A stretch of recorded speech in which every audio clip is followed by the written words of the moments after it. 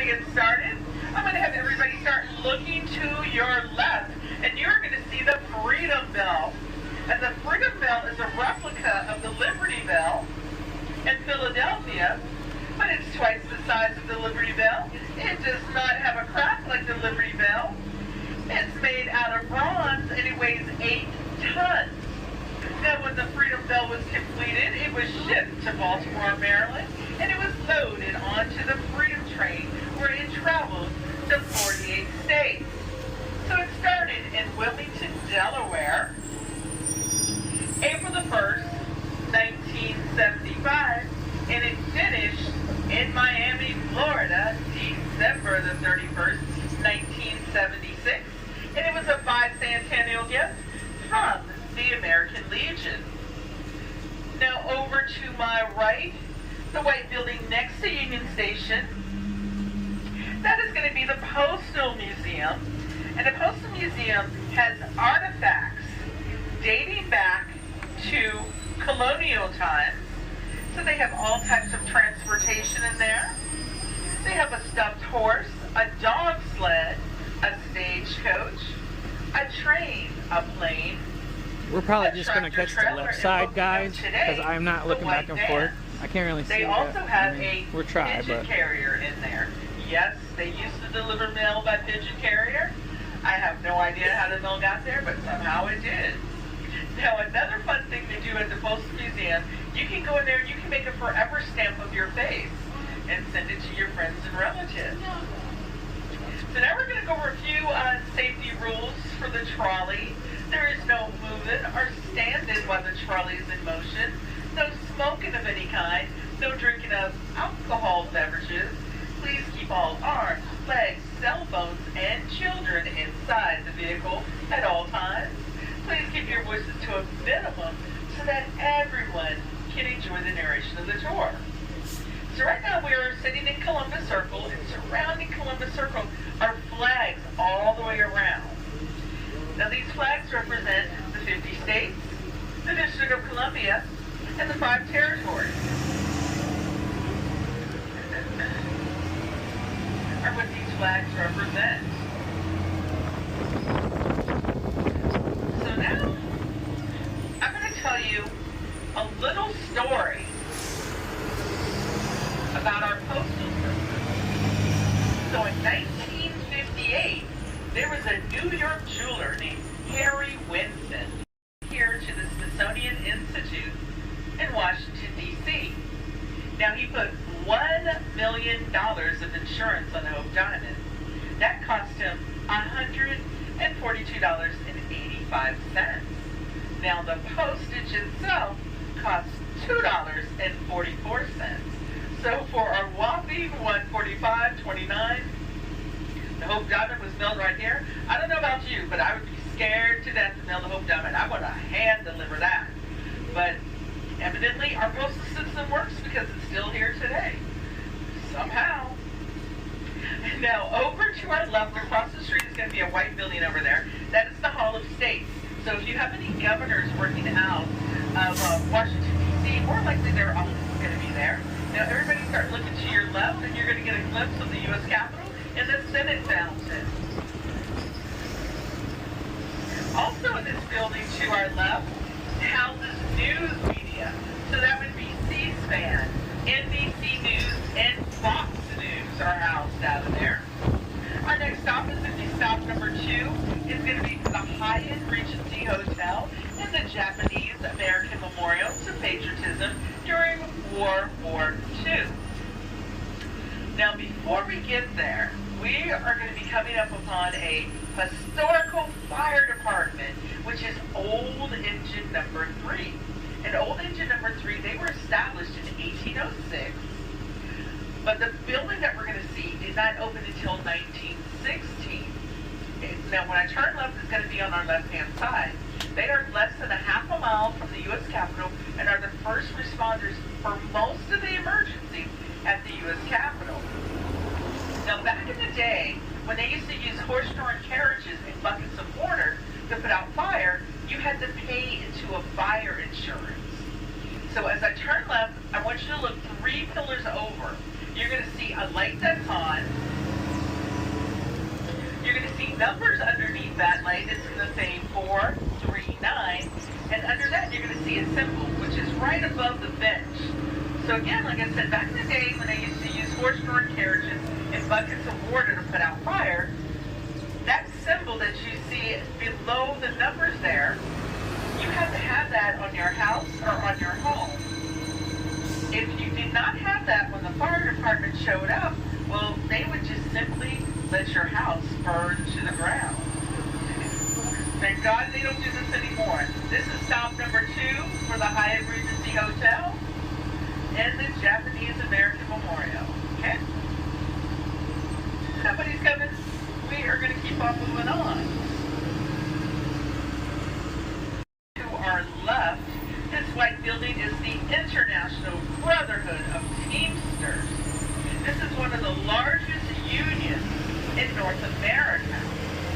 Now, from 1957 to 1971, the president of the International Brotherhood of Teamsters was Jimmy Hoffa. Yes, so if you know where Jimmy Hoffa is today, just give us a shout out. So right in front of us, a little hard to see, but the Capitol is right in front of us again. So you get another glimpse of the U.S. Capitol. And sitting high on top of the U.S. Capitol is a statue of Lady Freedom. And Lady Freedom, she stands at 19.5 feet tall. She's made of bronze.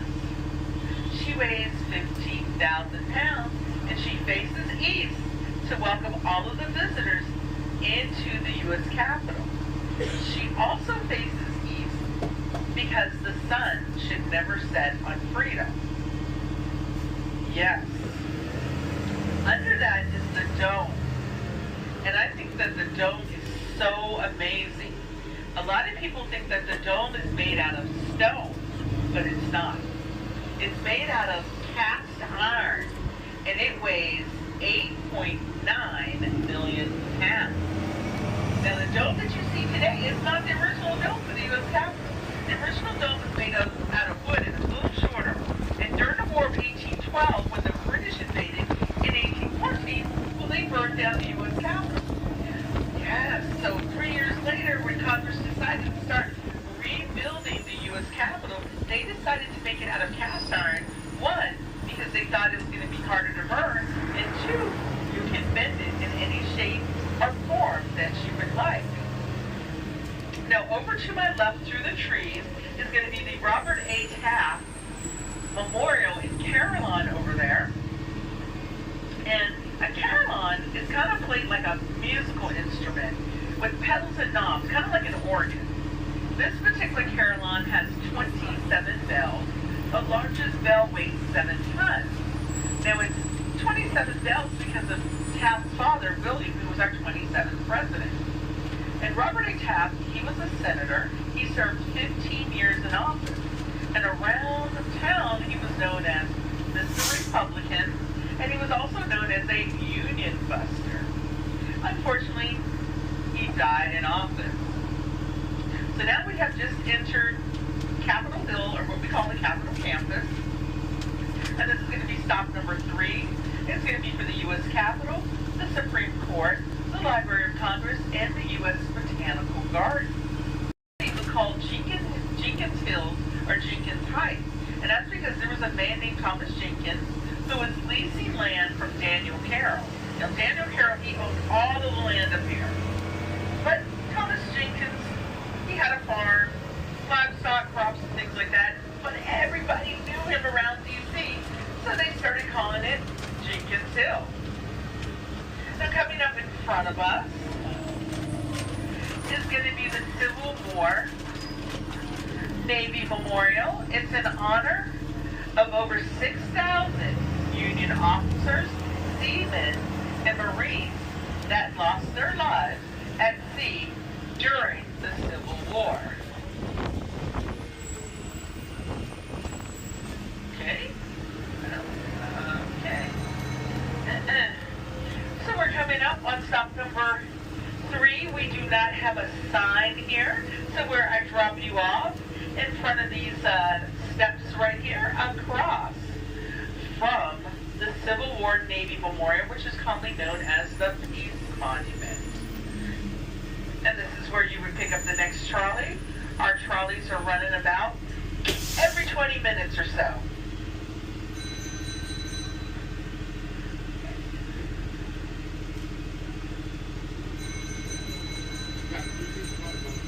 Okay. Hello, welcome. West front of the U.S. Capitol, and this is where the inaugurations happen. And the very first president to have his inauguration on this side was Ronald Reagan. Now, normally I would tell you you would get the money shot of the U.S. Capitol, but they are getting ready for Memorial Day and for the concert, so it's a little hard to get a really good picture of the U.S. Capitol. But once we pass by, if you see, there's two flagpoles on either side. Hopefully you can see them. Whenever you see the American flag flying high on either side, it means that Congress is in session. The right side would be the House of Representatives, and the left side would be the Senate, and there are no flags flying because they are not working today. Now, over to my right, you're going to see a statue of Ulysses S. Grant on top of his horse, Cincinnati. On the right side is going to be the cavalry, and the left side is going to be the auxiliary. And if you look at the lights, there's eagles on top of the lights. Whenever you see eagles anywhere on top of anything, it's for the president or the route of the president. Now, Ulysses S. Grant, he faces the Lincoln Memorial. He was a Union officer from Ohio, but he was our 18th president. He was responsible for the 14th Amendment, the Civil Rights Act of 1866, and the Military Reconstruction Act of 1867, and he helped establish the Department of Justice. Over to my left, you're going to see a statue of James Garfield. And James Garfield is also a Union officer from Ohio. Ohio. He was our 20th president, but he was our second president to be assassinated by the disgruntled employee named Charles Guiteau, who shot him in the back at the Baltimore Potomac Railroad Station right here in D.C. Now, the gunshot wound did not kill James Garfield. What killed him were the doctors digging around in him looking for the bullet. He died 2.5 months later of an infection. If they had just left him alone, he probably would have survived. Now, over here to my left, this is the U.S. Botanical Gardens. This is the oldest operating botanical gardens in North America and in the United States. They were established in 1820, but they did not open up their doors to the public until 1850. They have greenhouses that range from the desert to the rainforest. They have bees, butterflies, orchids, bats, over 300 different species of flowers and plants. Our most famous flower is called the corpse flowers because when it's in bloom, it smells like rotting flesh. Disgusting, right? Now, the flowers are beautiful. They're huge, but they do stink. Now, you guys lucked out because last June, we had 2 flowers bloom a week apart.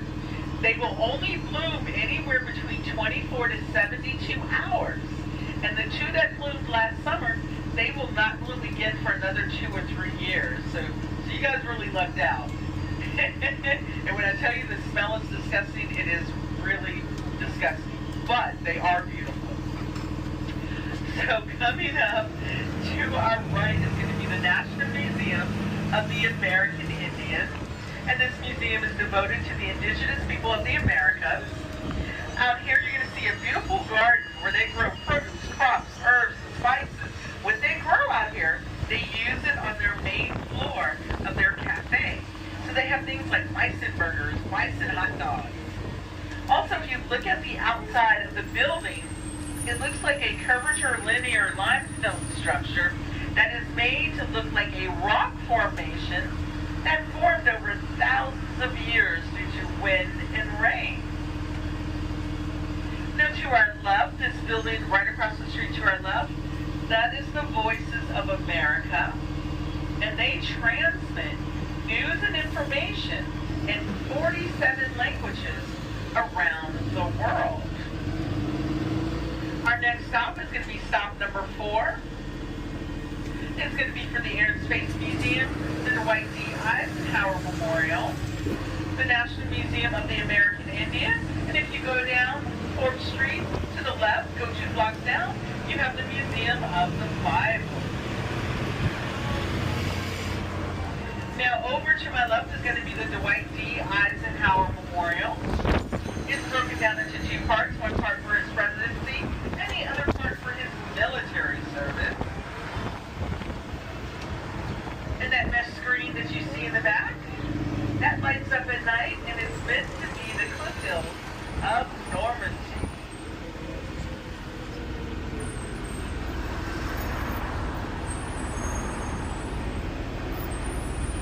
Okay, this is stop number 4. Okay, watch your step coming down. Have a great day. Thank you for riding with me. Watch your step. You're welcome. Have a good day. Okay, welcome aboard. Hello.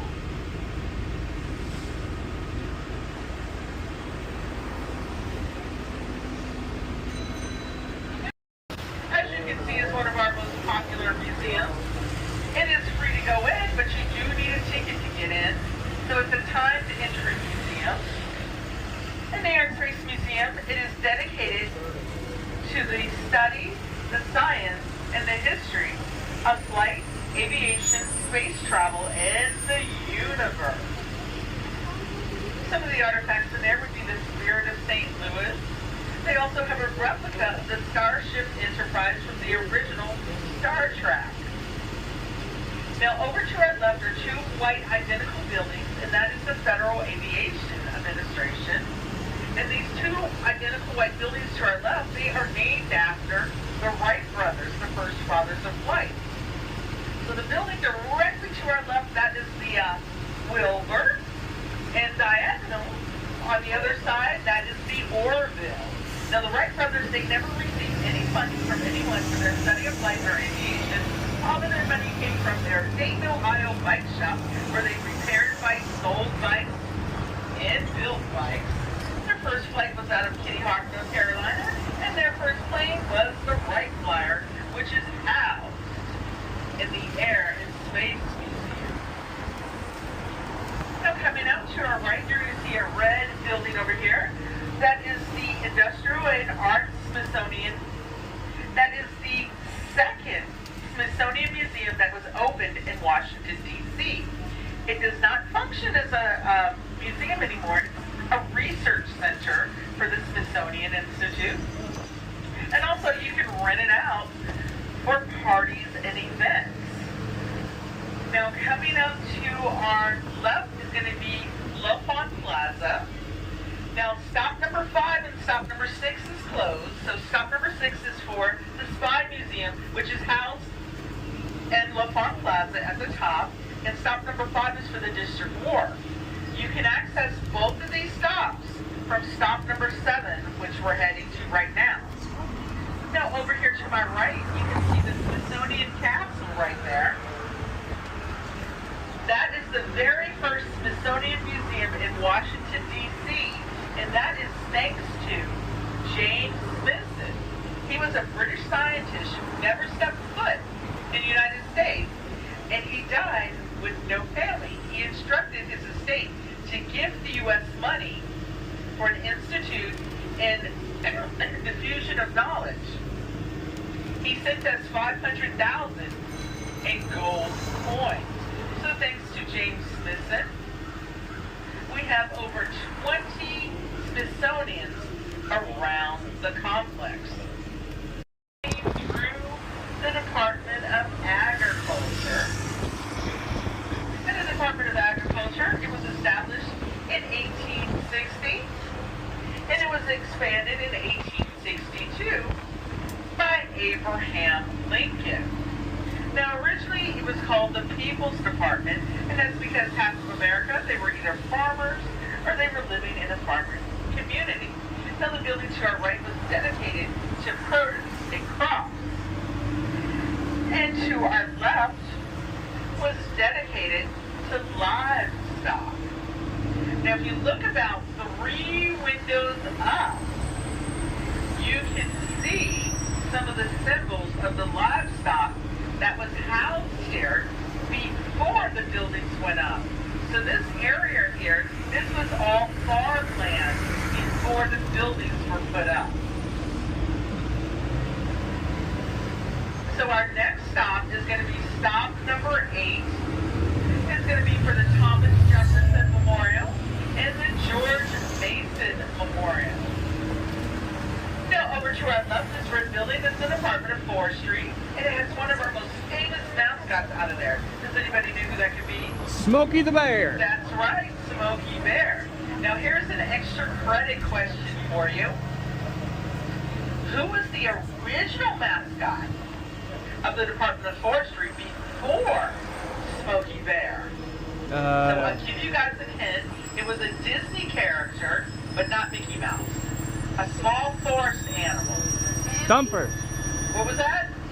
Bambi. Bambi was the original mascot for the Department of Forestry before Smokey Bear. That's interesting. And does anybody know how we got the mascot Smokey Bear? Okay.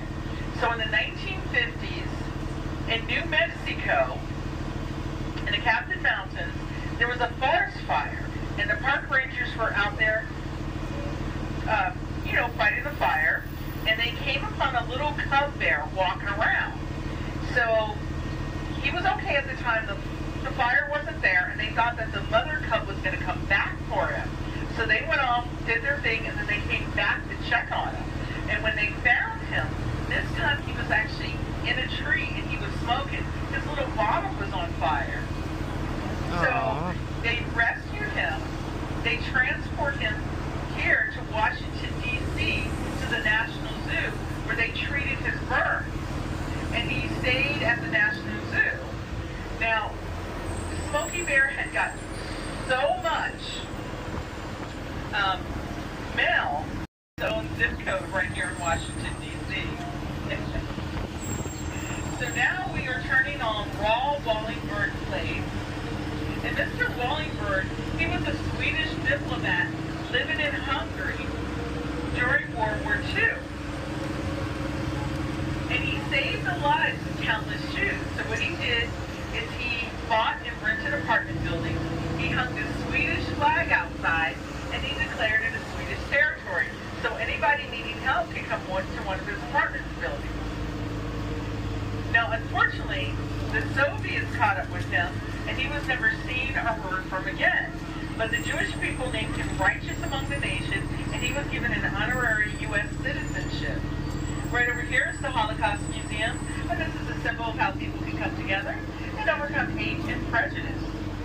Now, the Holocaust Museum is also a time entry museum. It is not a Smithsonian. It is not free to go in, but it's only $1 to get in. So it's just $1 to get in, but you do need a ticket to get in to that museum. So we have 3 museums that are time entry. One would be the Holocaust, the Air and Space, and the African American Museum of History and Culture, and also the Washington Monument you need a ticket to go up in. Now over to my left, right in here, this is the Bureau of Engraving and Printing. And this is where most of the U.S.'s paper currency is printed in that building right there. Oh. The other building is out of Fort Worth, Texas. And between the two buildings, they print 22.2 million paper currency 6 days a week, all year round, except for Christmas and Thanksgiving. Now, does anybody know what our paper is made out of? Okay, that's part right, cotton. So it's 75% cotton and 25% linen. So when your parents told you money doesn't grow on trees? Now, if ever you get a chance to take a tour inside, they will sell you some uncut $1 bills, a pack of 20 for $25. You guys do the math. Now, over to our right, you're going to get a glimpse of the front of the Thomas Jefferson Memorial and the Tidal Basin, and people are out there today paddle boating. So this is where most of our cherry blossom trees are. But if you look around, they are all green. But about a month ago, they had beautiful pink and white blossoms. Excuse me. Now the Tidal Basin is a man-made structure. And it opened in the 1800s so people could go swimming, sunbathing. They had a boating pavilion. They had a 3-story diving platform. However, the water to our right in some places, that's 10 feet of water. So I don't think I would want to dive off of a 3-story diving platform into something that may be 10 feet of water. Now in the 1920s, out of concern that the water was polluted, they stopped all swimming in the Tidal Basin. And to this day, we do not swim in that Tidal Basin. Directly across from us, that building right behind the bridge with all the little windows, that's the Pentagon. That is the largest federal government building in the United States.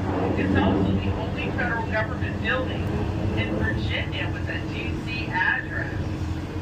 Now I'm going to have you continue to look to your left when we pass the trees. You're going to see 3 stainless steel spikes surging into the air.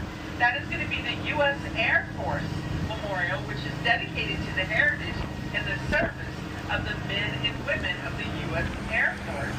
And it is meant to be a bomb burst formation that is performed by the Thunderbirds. So it is reaching and soaring for the stars. I'm going to have you continue to look to your left, and you're going to see a mansion perched high up on the hill over here. That is the Lee Custer's mansion, which is commonly known as the Arlington House, and it is smack dab in the middle of Arlington Cemetery. And Arlington Cemetery is 639 acres of land, and over 400,000 brave men and women are buried there. Now, we are the only company that does tours at Arlington Cemetery. So if you don't already have your tickets, you can purchase half-price tickets at stop number 10 at the Lincoln Memorial on our Arlington Cemetery shuttle. So now we are heading to Franklin Delano Roosevelt Memorial and Dr. Martin Luther King Jr. Memorial. Now, Franklin Delano Roosevelt, he has 2 memorials dedicated to him in Washington, D.C. He has the smallest and the largest, and we are heading to the largest. And that's because he served 4 terms in office. Now, his memorial here around the Tidal Basin is 7.5 acres of land, and it's broken down into 5 rooms. 4 of those rooms are for his 4 terms in office. The other room is for First Lady Eleanor Roosevelt and their dog, Lila. She has a statue here. She's the only presidential dog that has a statue dedicated to her in Washington, D.C. Now, over to my right is going to be Franklin Delano Roosevelt's memorial. A little hard to see because of the trees. Now, partway through his 4th term, unfortunately, he passed away on April the 12th. So we're coming up on our next stop. We do not have a sign here. So where I drop you off, in front of these 7 benches where everybody's sitting waiting for us, in front of this big tree, is where you would pick up the next trolley. Police Equestrian Center. This is where they train their horses for crowd control, for marches, parades, and demonstrations. Our next stop is going to be stop number 10. This is going to be for the Lincoln Memorial, the Vietnam Veterans War Memorial, the Korean War Memorial,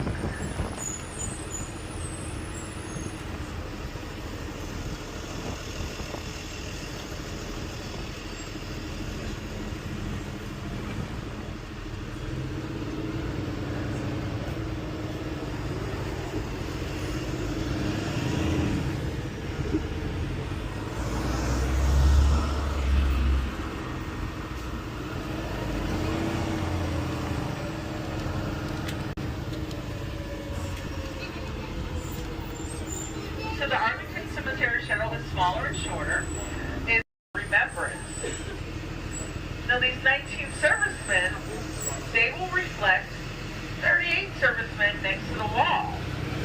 That is symbolic to the 38 months that the war went on, and the 38 parallel would split the country into two. Now, welcome on board Old Town Trolley. Hop on, hop off tour. I'm the baker. I'm going to be your conductor. We're going to go up the Potomac River. And the Potomac River is the fourth longest river on the East Coast.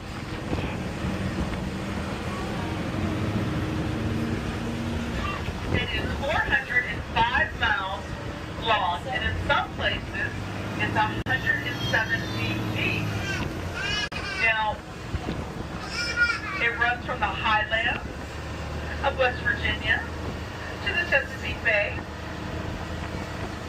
and over 6 million people live along the Potomac River. And one of the most famous houses along the Potomac River would be Mount Vernon, the home of George Washington. Now, over here to our right, you can see them playing sports. They also played polo over here. And in the 1980s, then Prince Charles, now King Charles, he played polo over here in this field.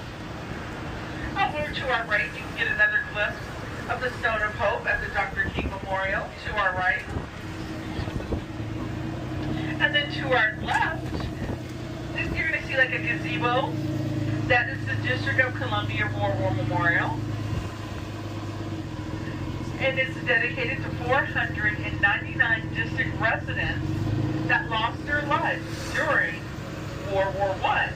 Little fun fact, you can rent that out for $90 for 2 hours to have events and weddings there. So all spring and summer on the weekends, we will see weddings over there.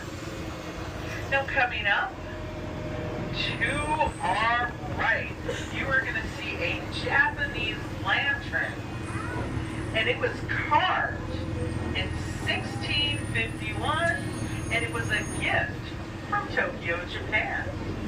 Now they have one exactly like that in Tokyo. They like theirs, we like ours at exactly the same time in the spring of the year, which was about 3 weeks ago, to kick off the Cherry Blossom Festival. So this is where most of our cherry blossom trees are around the Tidal Basin. And in 1912, Japan gifted us 2,000 cherry blossom trees. Now, unfortunately, when we got them, they were diseased and full of bugs, and everyone had to be burned. But luckily for us, the next year, they gifted us 3,000 cherry blossom trees. And this is where most of them are around here, the Tidal Basin. So to our right, you have a really good view of the front of the Thomas Jefferson Memorial. And it should look familiar to you because it's on the back of our nickel. Also, it's meant to they have would be some of the inaugural gowns for the First Lady, Dorothy's ruby red slippers for the Wizard of Oz, Archie Bunker's chair is housed out of there, the Fonz's jacket, They have a schoolhouse that dates back to the 1800s. Are some of the artifacts that you can find in the American History Museum. Now to our right is going to be the Natural History Museum. And in there, you would find the Hope Diamond is housed there. Ancient Egyptian artifacts. Dinosaur fossils. They have an anthill that is 15 feet tall. One of my favorite things to do is the Butterfly Pavilion, where butterflies fly all around you. Now there is a cost for the Butterfly Pavilion, so it's $8 for adults, $7 for senior and children, and on Tuesdays it is free to go in. Now, my least favorite thing to do in the Natural History Museum would be the insect zoo, where you can pet live insects. Disgusting, right? I'm going to tell you why it's my least favorite. So when I was in kindergarten, They brought our class here to go pet the live insects. Somebody put a tarantula on me, and I lost it. I am scared of spiders. I have never been back to the insect zoo, and I will never go back ever again. Yes, it's disgusting to pet live insects. So now we are entering Federal Triangle. And Federal Triangle are 13. That is for the Washington Welcome Center, the Peterson Boarding House, and the Ford Theater. So we know that John Will Booth assassinated Abraham Lincoln at the Ford Theater. Now, John Will Booth was an actor, so he knew the Ford Theater inside and out. And over here to our left down this alleyway, ironically next to the escape game, is where John Will Booth made his great escape. So he shot Abraham Lincoln. He hopped off the balcony of the Ford Theater. He hurt his leg. He made it down that alleyway where he had two stable boys hold horses for him. He hopped on his horses. He made it all the way down to Southern Maryland to Dr. Budd's house. Dr. Budd patched up his leg. He continued on to the state of Virginia, and that is where they caught up with him, and they killed John Will Booth for assassinating Abraham Lincoln. Now, the doctors knew that Abraham Lincoln could not make the journey to the White House. So what they did is they had 7 men carry him across the street from the Ford Theater, which is over here to our left, to the Peterson Boarding House, which is the house with the green shutters. And that is where he later died the